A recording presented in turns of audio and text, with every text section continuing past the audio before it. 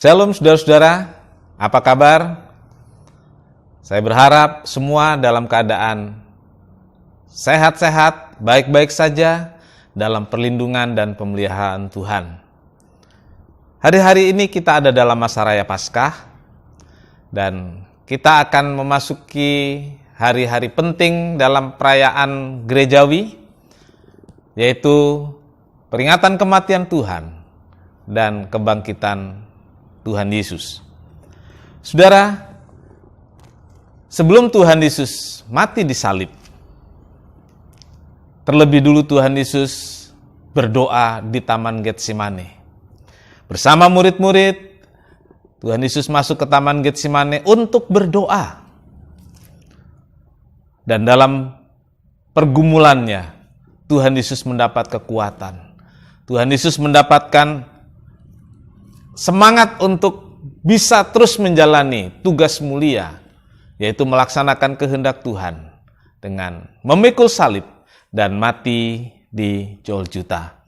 Saudara-saudaraku, doa di Getsemane itulah yang membuat Tuhan Yesus bisa kuat dan tabah menghadapi Golgota.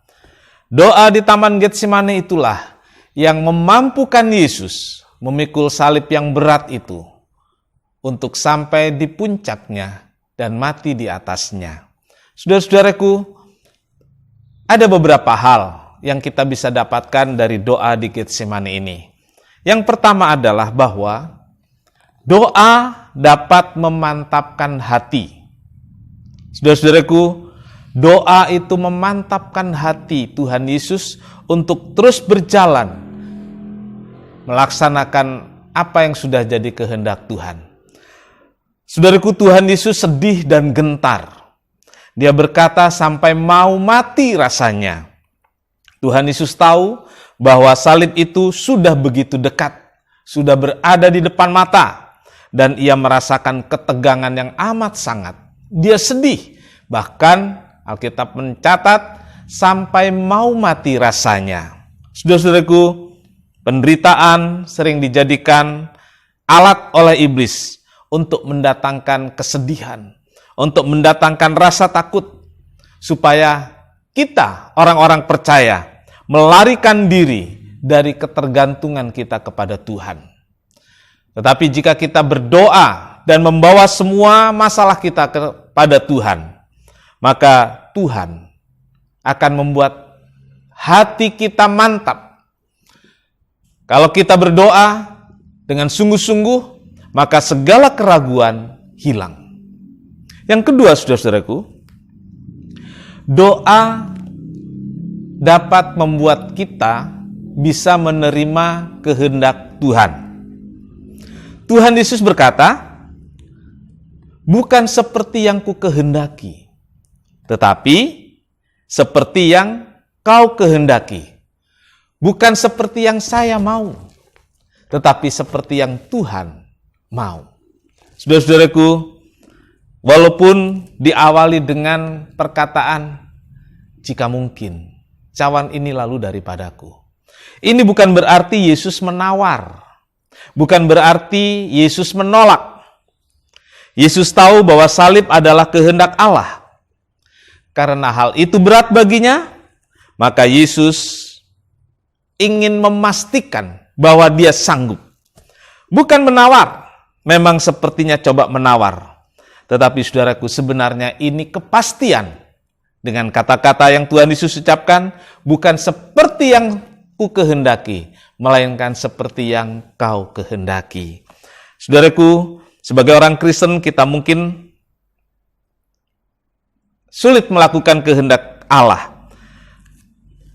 Karena kehendak Allah itu bukan seperti yang kita inginkan.